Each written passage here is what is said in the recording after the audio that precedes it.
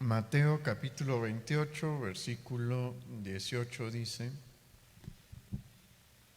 Y Jesús se acercó y les habló diciendo: Toda potestad me es dada en el cielo y en la tierra. Y mire lo que dice el 19, porque eso es lo que el Señor le encarga a usted hoy. Por tanto, id y haced discípulos discípulos a todas las naciones, bautizándolos en el nombre del Padre y del Hijo y del Espíritu Santo, enseñándoles que guarden todas las cosas que os he mandado.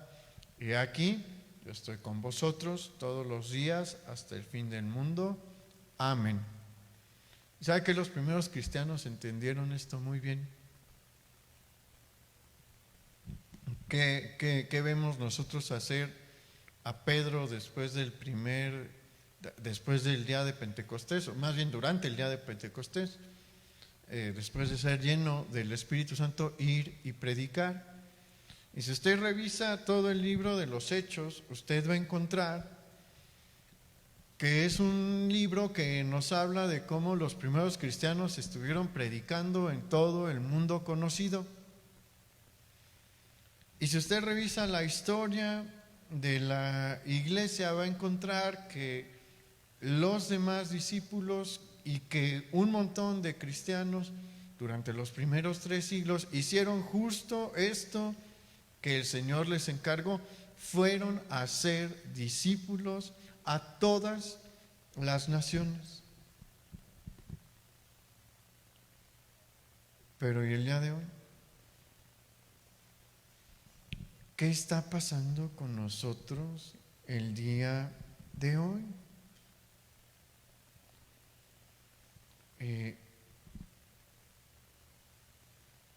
Hace bastante tiempo cesó el gran movimiento misionero. Nosotros éramos un país, y bueno, en realidad seguimos siendo un país que requiere de misioneros. El principal país, el país que más misioneros envió al mundo fue Estados Unidos. ¿De dónde cree que vinieron los primeros misioneros que llegaron aquí? De Estados Unidos. Y sabe que el Evangelio deja su bendición por todo lugar donde pasa. Una de las ciudades más prósperas de nuestro país es la ciudad de Monterrey. No es casualidad.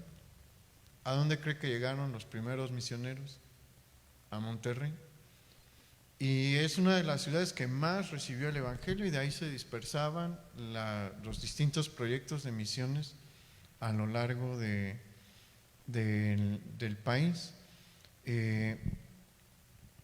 Pero eso se acabó y no debería de ser así. Mire, antes de ascender al Padre y antes de ir a la cruz, poco antes de ir a la cruz, no en la última semana, sino un poquito de tiempo más atrás, el Señor Jesús nos dejó 2 parábolas a las que deberíamos de prestarles mucha atención.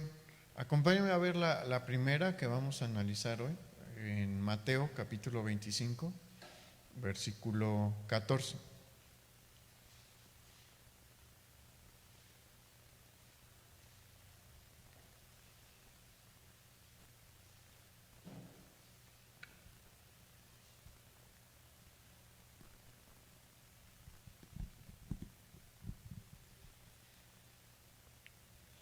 Y vamos a ver esta primera parábola. Dice: Porque el reino de los cielos es como un hombre que, yéndose lejos, llamó a sus siervos y le entregó sus bienes. A uno dio 5 talentos, y a otro 2, y a otro 1, a cada uno conforme a su capacidad, y luego se fue lejos. Y el que había recibido 5 talentos fue y negoció con ellos, y ganó otros 5 talentos. Asimismo, el que había recibido 2, ganó también otros 2.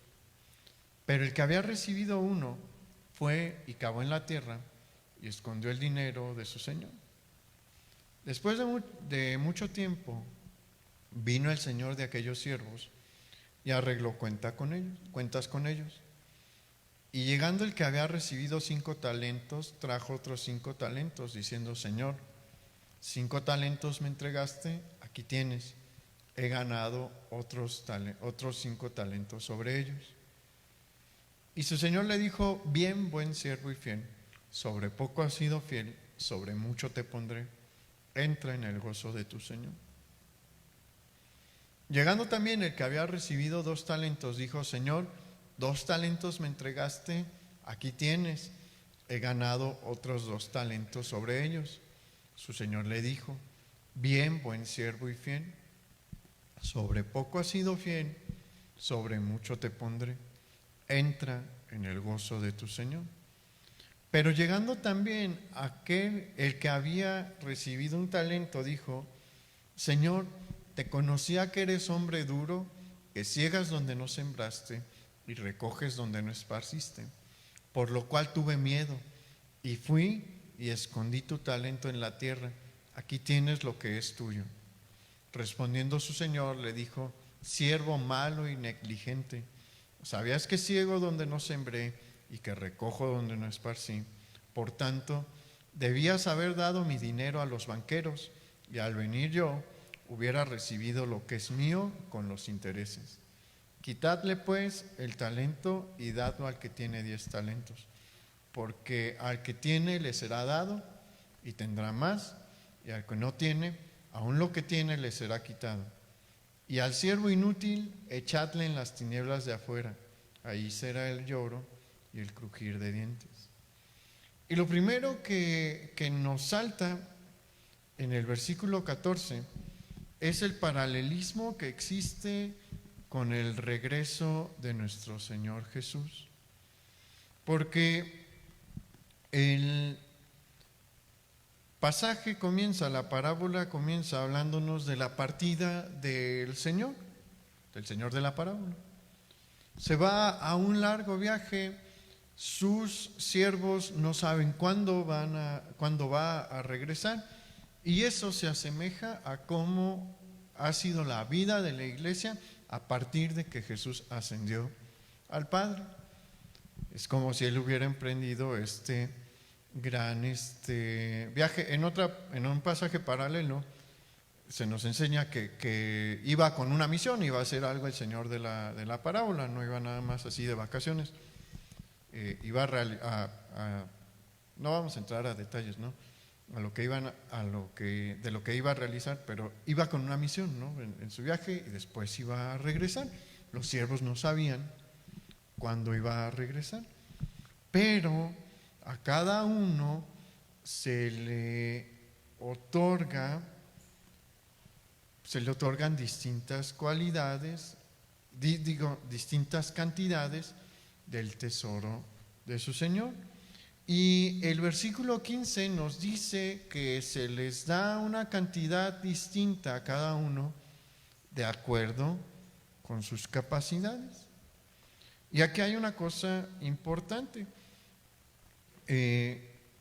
porque la cantidad que se le encomienda a cada uno depende de las habilidades propias que tiene la persona, pero también de su fidelidad.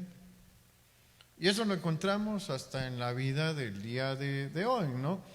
El patrón, por lo general, no pone todos los números de la contabilidad y todas las responsabilidades administrativas en las manos de alguien que no conoce, de alguien que acaba de llegar. ¿O usted lo haría? No, ¿verdad? Para proporcionar la información importante y sensible de una empresa a un trabajador, pues ese trabajador tiene que trabajar por ganarse la confianza, ¿no? del patrón, del dueño de la fábrica, del dueño de la empresa. Y nosotros vemos eso también aquí. El Señor de la parábola a cada uno de estos 3 siervos les da una cantidad de su tesoro para que lo administren dependiendo de la fidelidad que han mostrado y sabiendo también cuánto es lo que cada uno puede manejar. no todos tenemos los mismos dones, no todos tenemos las mismas habilidades y el Señor las conoce, entonces Él no nos da más de lo que nosotros podemos manejar, ¿no? Y la parábola nos continúa diciendo que el Señor parte verdaderamente y llega un momento en el que regresa.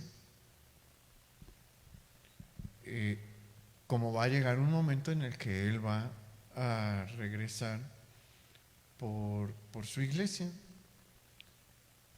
y llama a cuentas a cada uno de los siervos a los que les otorgó parte de su tesoro. Y el primero y el segundo rinden sus cuentas y son cuentas buenas. ¿Por qué? Porque se pusieron a trabajar con lo que Dios les dio. Y ellos son nuestro ejemplo a seguir. Mire, todos nosotros hemos sido dotados con alguna clase de don y el Señor espera que lo usemos para ponerlo a su servicio. Y estos dos hombres lo hicieron. ¿Y qué fue lo que presentaron delante del Señor? El fruto de su trabajo. Se pusieron a trabajar, su trabajo rindió fruto. ¿Y qué reciben de parte del Señor? Una felicitación. Y el Señor, contento, les dice: bien, buen siervo y fiel, sobre poco fuiste fiel, te voy a poner sobre mucho. Entra en mi gozo, vamos a gozarnos juntos porque hiciste un buen trabajo. Pero después va a llegar el tercer siervo. Y con él no vamos a encontrar una palabra de felicitación. Vamos a encontrar el disgusto del Señor de la parábola. Porque este siervo, en lugar de ponerse a trabajar con lo que el Señor le confió, lo escondió. Y eso es muy significativo. Mire, el hecho de que le entregase la misma cantidad que se le había confiado no era malo. ¿Por qué? Porque en términos económicos eso significaba que no había habido pérdidas. Tal cual como lo entregué, me lo están regresando. Pero lo que le molestó al Señor de la parábola fue que este siervo no se esforzó y simplemente tomó lo que el Señor le encomendó, lo escondió. ¿Y qué cree que hizo después? Siguió con su vida normal. Fíjese lo terrible que es eso y cómo se aplica eso a muchos cristianos, entre comillas, del día de hoy. Porque reciben el mensaje del Evangelio, reciben las buenas noticias del Señor y dicen: ¡ay, qué padre está este mensaje, me gusta mucho, vamos a guardarlo! Y continúan con su vida.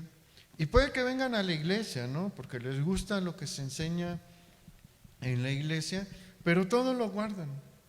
No lo ponen en práctica, no se ponen a trabajar sobre lo que el Señor les da. ¿Sabe que no necesariamente siempre debemos de estar predicando con las palabras?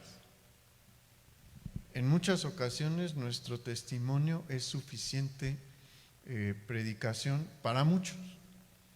¿Por qué? Porque la vida que la palabra establece para nosotros, la vida que debemos de llevar si verdaderamente somos hijos de Dios, es muy distinta, increíblemente distinta a la vida que se vive todos los días en el mundo. Y se nota así. ¿quién es creyente?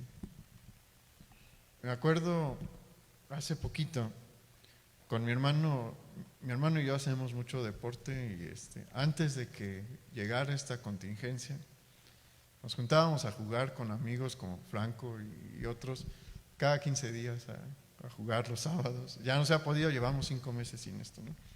Pero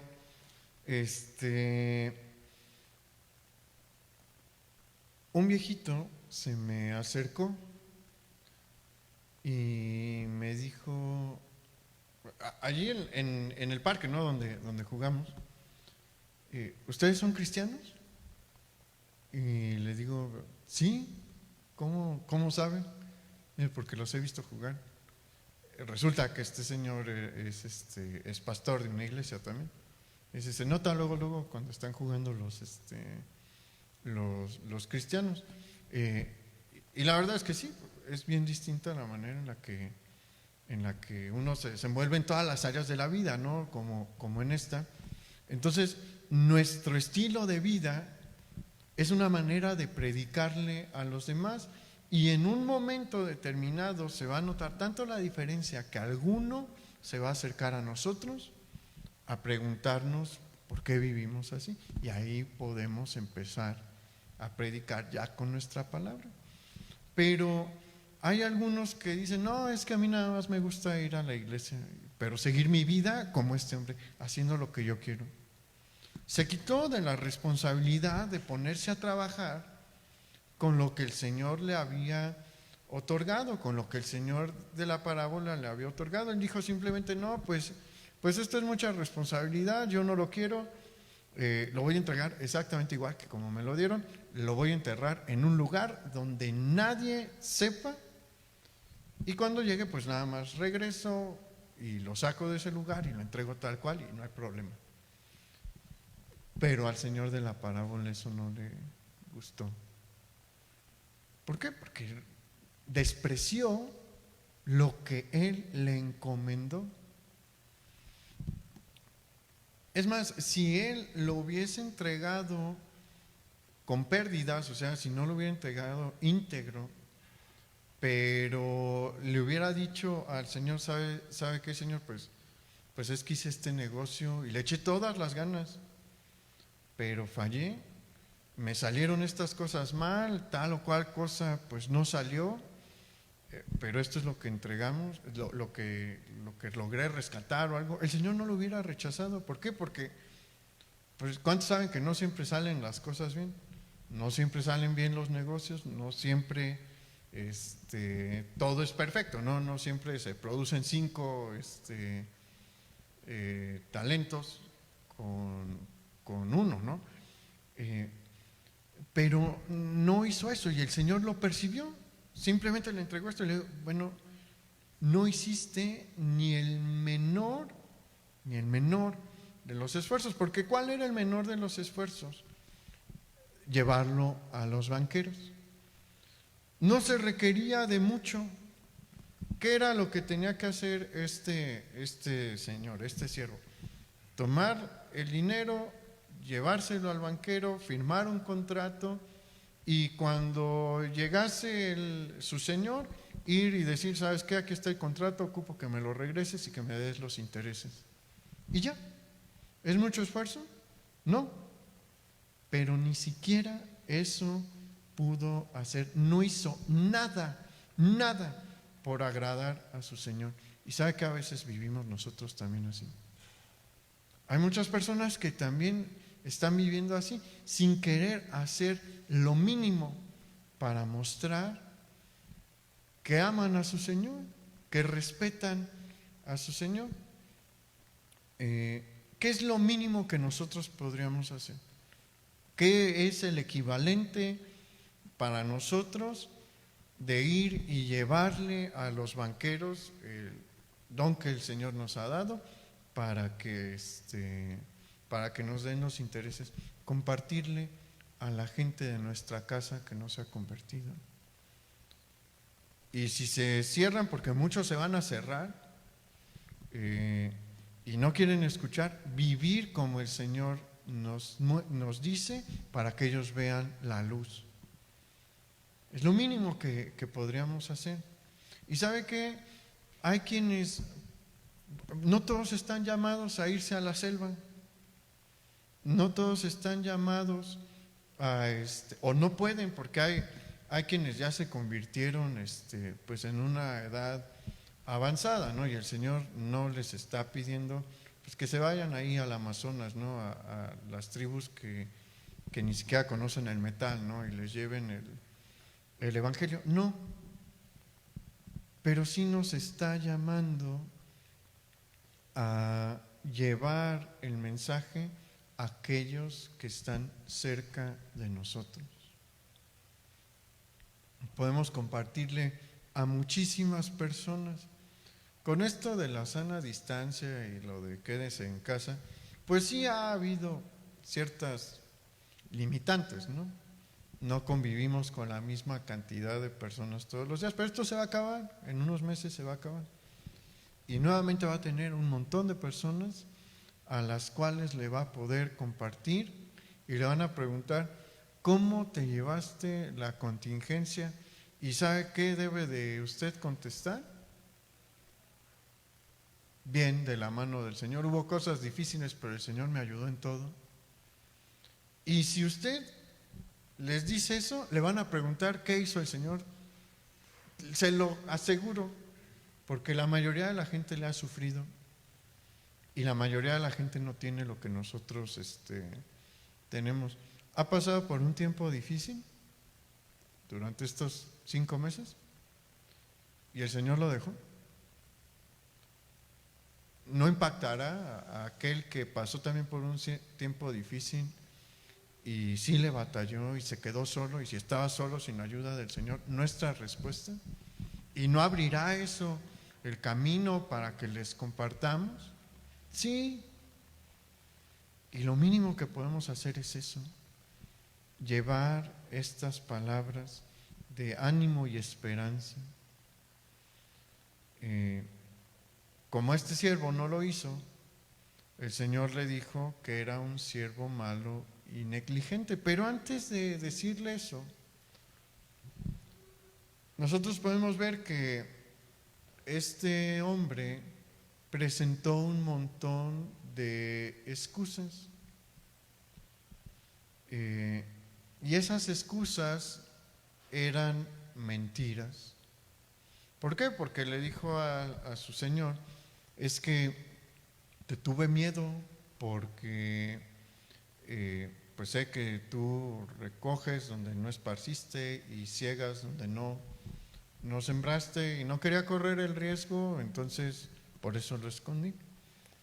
Y el Señor de la parábola allí reconoce el corazón de esta persona y ve que ni siquiera lo respeta, y le dice, ¿en serio? En pocas palabras, ¿no? Parafraseando, si de verdad creyeras que yo recojo donde no esparzo y ciego donde no siembro, te hubieras puesto a trabajar. Si hubieras tenido tanto miedo de mí, te hubieras puesto a trabajar. En realidad no era que le tuviera miedo, sino que no lo respetaba. ¿Y eso qué significa? Que no era su Señor. Porque a un Señor se le respeta, ¿no? Al Señor se le respeta, es una autoridad, es alguien por quien se siente un respeto, y este hombre no lo tenía. Y aquellos que tienen esa misma actitud y que dicen, me gusta venir a la iglesia, pero vivir como yo quiero, están teniendo esa misma actitud. Y cuando el Señor les llame a cuentas, va a exponer que no eran cristianos verdaderos. ¿Y a dónde lo manda el Señor de la parábola, este siervo negligente? Al lugar de castigo, láncenlo a las tinieblas, ahí va a ser el lloro y el crujir de dientes. Vamos a la siguiente parábola. Acompáñame por favor ahí en el mismo capítulo 25 de Mateo, pero vamos al versículo 1.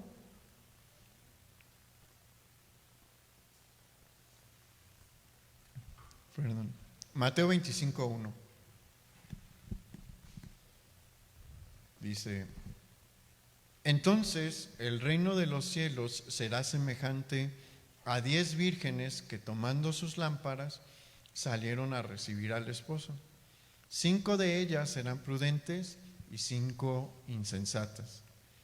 Las insensatas, tomando sus lámparas, no tomaron consigo aceite, mas las prudentes tomaron aceite en sus vasijas juntamente con sus lámparas.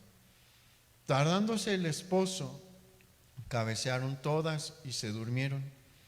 Y a la medianoche se oyó un clamor: aquí viene el esposo, salid a recibirle.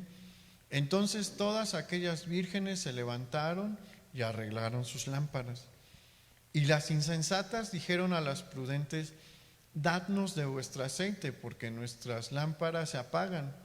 Mas las prudentes respondieron diciendo: para que no nos falte a nosotras y a vosotras, id más bien a los que venden y comprad para vosotras mismas.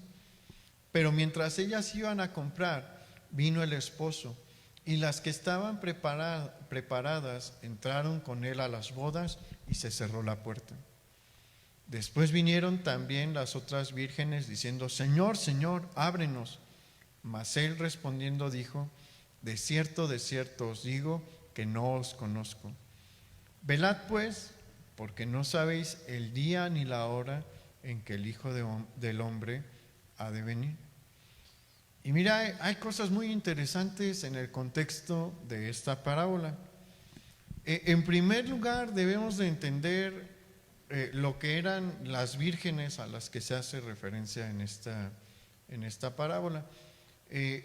Ellas eran damas de honor de la novia, y ellas estaban encargadas de 2 cosas: de preparar a la novia para cuando llegase el novio, y también, es decir, de arreglarla, maquillarla y ponerle el vestido y demás, todo eso que las mujeres hacen antes de casarse. El hombre es súper sencillo, nada más se baña y se pone el smoking y perfume y se acabó. Pero las mujeres sí tienen que hacer un montón es un ritual, ¿no? Todo lo que tienen que hacer. Entonces estas damas tenían esa tarea, era una de sus tareas. La segunda era acompañarla desde su casa paterna hasta su nueva casa como esposa. Y es que el cortejo de los judíos era bien interesante, estaba padre. Mire, por lo general se llegaba a un acuerdo con el padre de familia. El novio llegaba con el padre de familia y le dice: ¿sabe qué? Pues quiero mucho a su hija y me quiero casar, nos queremos casar. Y se hacía una ceremonia en la que cada uno bebía de una copa los dos bebían de la misma copa de vino, y se hacía una oración y se les decía en qué consistía ahorita su compromiso, ¿no? La novia debía de considerar a su novio como su esposo ya, excepto en las cuestiones sexuales, no podían tener relaciones sexuales, pero en todo lo demás debía de considerarlo ya como su esposo. Y el novio no la iba a ver mucho. ¿Por qué? Porque a partir de ese momento debía de ponerse a trabajar para construir su casa. Y en el momento en el que la casa estuviese lista y su padre, el padre del novio, le diese el visto bueno, es que él podía ir a recoger a su novia a la casa paterna. Y la cosa es que a los judíos de ese tiempo eran medio románticos también, y les gustaba meterle un ambiente de misterio y de emoción, y generalmente iban por la novia en la noche. ¿Y cómo era eso? Bueno, después de que el padre le decía al novio, ¿sabes qué ya? ¿Está listo? ¿Tienes todo listo? Porque se preparaba una fiesta en la casa, ¿no? En la que iba a ser traída, a la que iba a ser traída la novia. Se preparaba una banquete ahí y después salían pues el novio y sus amigos en dirección a la casa de la novia, y siempre mandaba a su mejor amigo para que pues en una distancia considerable diese este grito, ¿no? De ahí viene el novio, vengan a recibirlo. Era una distancia considerable para darle tiempo a la novia de despertar, lavarse los dientes y que las demás, sus damas, la empezaran a arreglar. Estas damas se quedaban a vivir con la novia pues por un buen rato, porque podía venir en cualquier día el novio. Ella no sabía, el único que sabía cuándo iba a darle chance ya al novio era el papá del novio.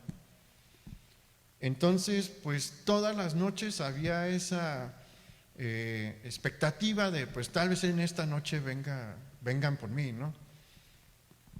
Y sucede que pues al novio de la parábola, por X o por la razón que usted quiera, ¿no?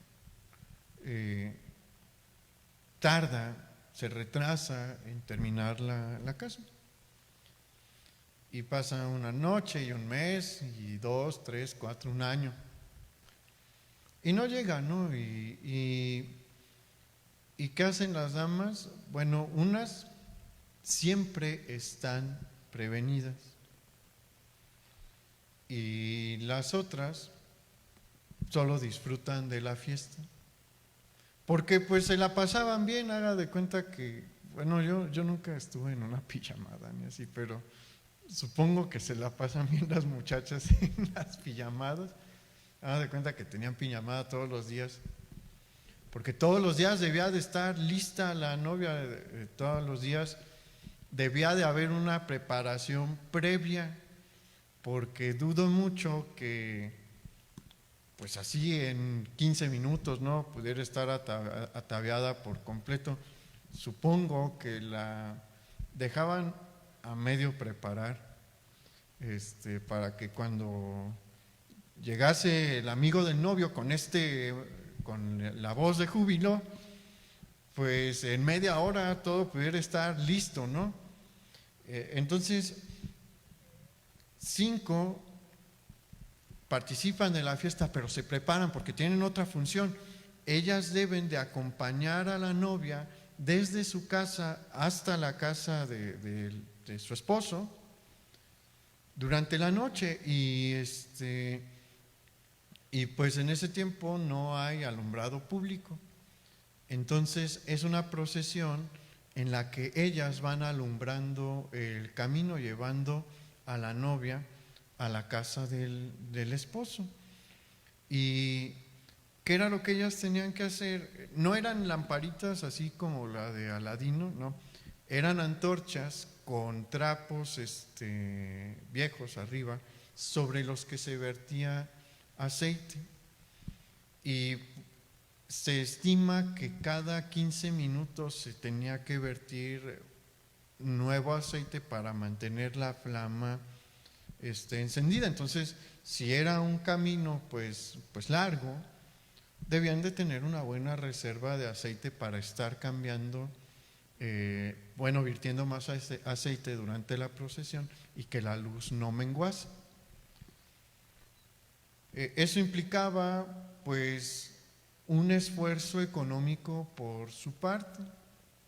Pero ¿usted cree que estas 5 lo hacían, que les pesaba tener que hacer ese gasto? No. ¿Por qué? Porque eran amigas y amaban a la novia. Entonces se ponían a hacer lo que les tocaba, lo que era su tarea. Y en las 5 insensatas no encontramos únicamente que son insensatas, sino que son ingratas, porque tomaron en poco la invitación que les hizo la novia de participar con ella en esta gran fiesta. ¿Y qué fue lo que dijeron? En su mente, ¿no? Porque igual ni la novia de la parábola no se dio cuenta. Pero en su mente decían, yo nada más quiero disfrutar contigo todo este tiempo de fiesta.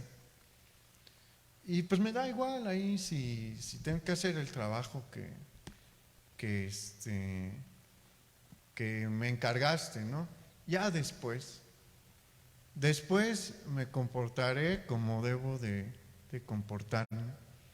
Y hay muchos cristianos que están así también, que dicen pues después, bueno, cristianos entre comillas, porque en realidad eran amigas de la novia estas 5 insensatas, ¿verdaderas amigas? No, un verdadero amigo hace el trabajo completo, ¿no? No lo deja ahí, al ahí se va y después ahí la vemos. Estas 5 insensatas no hacen trabajo, y que llega el amigo del novio a las 3 de la mañana, si usted quiere, ¿no? Y pues se despiertan todas y ¿qué pasa con las que despreciaron la invitación que se les hizo? Vieron que no estaban listas. Y llegaron con las que sí estaban listas y les dijeron, oigan, compártanos de su aceite. Y ellas les dijeron, no, porque yo tengo lo que necesito para llegar de aquí a la casa de fiesta. Y yo no le puedo quedar mal a mi amiga, ¿no? Ve y compra tú para ti misma. Y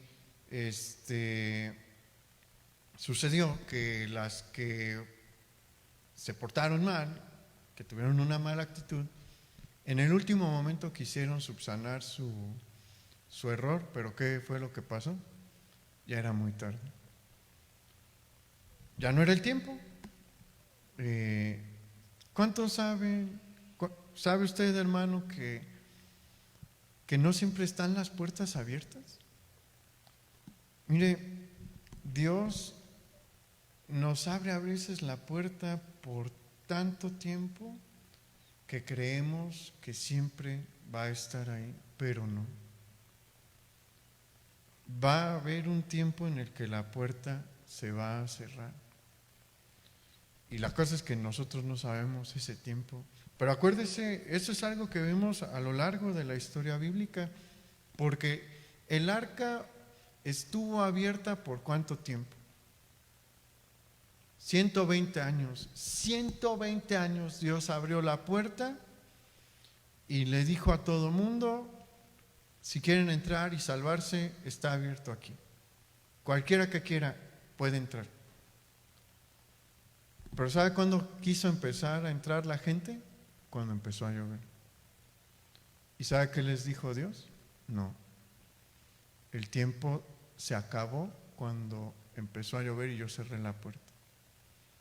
Y aquí es el mismo caso. Las damas insensatas dijeron, nos la vamos a llevar tranquila y relajada, haciendo lo que queremos y lo que nos gusta. Y ya cuando sintamos que el novio viene, pues nos ajustamos, ¿no?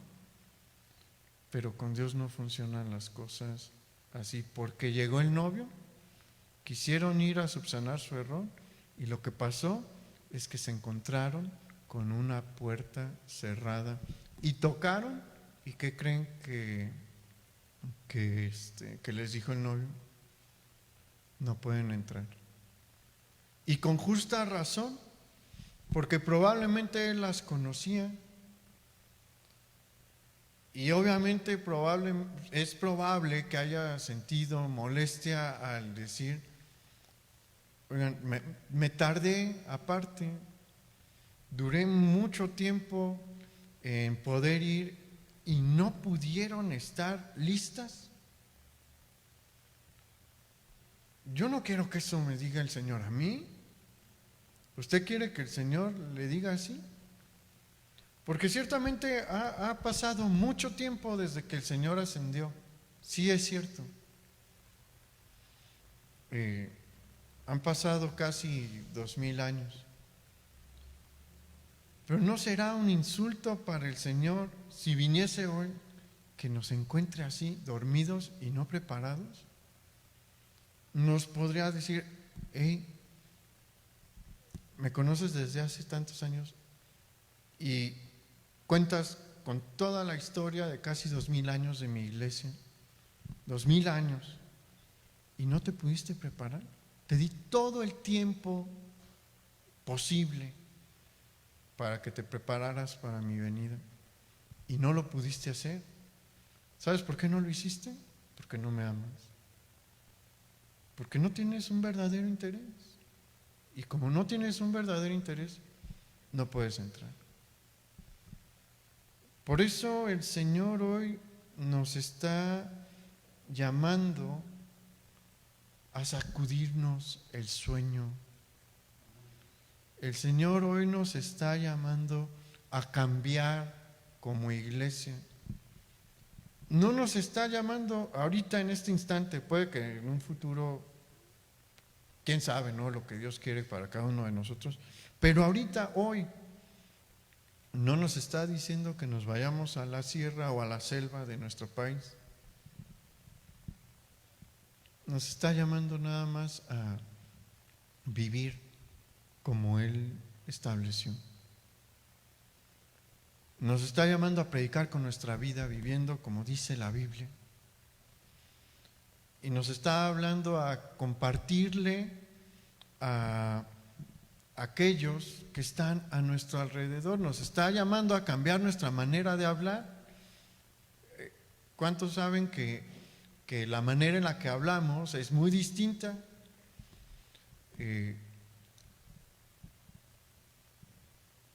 El mundo habla con demasiadas groserías y miren, nos hemos hecho, pues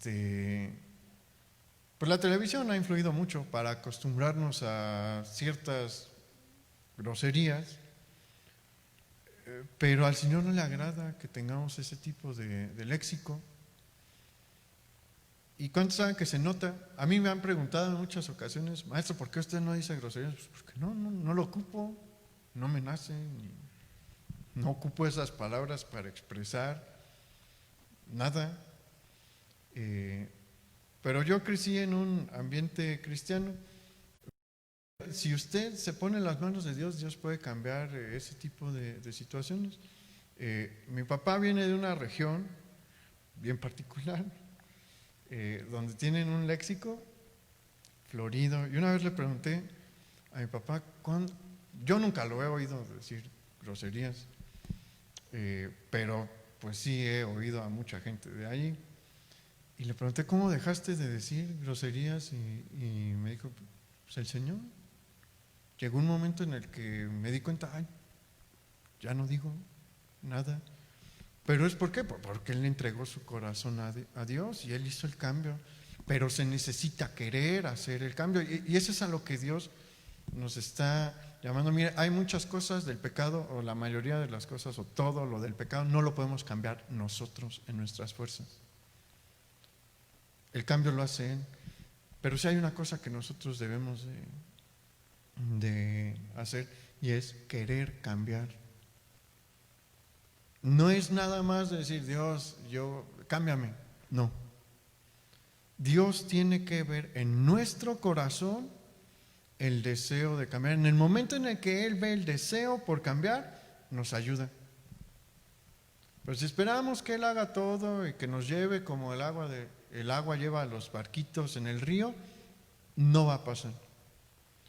Sí tenemos que hacer algo, sí tenemos que trabajar, sí tiene que ver Dios algo en nosotros.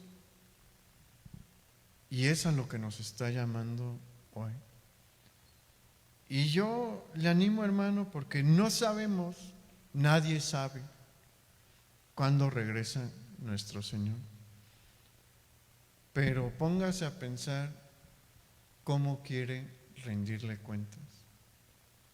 Yo quiero que me llame buen siervo y fiel. Y espero que usted, al igual que yo, no quiera que el Señor nos llame siervo malo y negligente. Vamos a orar.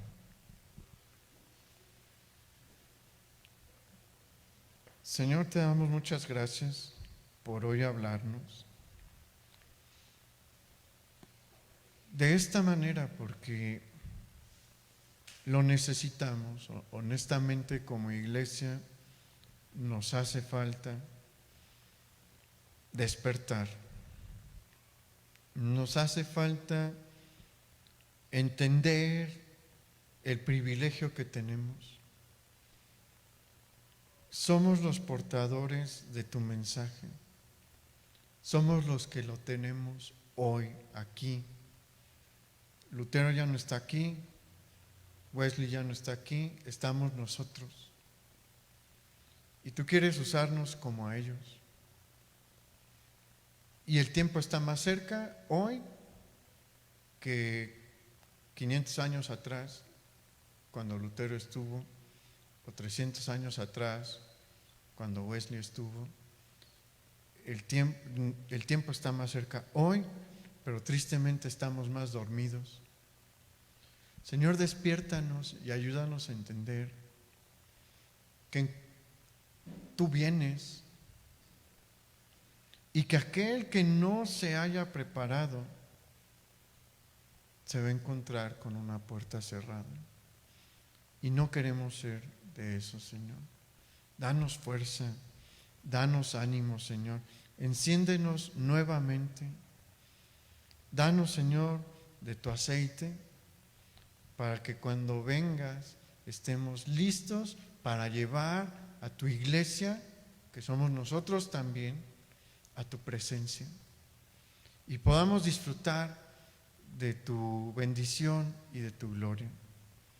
Te pedimos, Señor, que tú nos ayudes, porque este es un tiempo especial y no quieres que tu iglesia salga de esta contingencia y esta pandemia mundial para dormirse otra vez.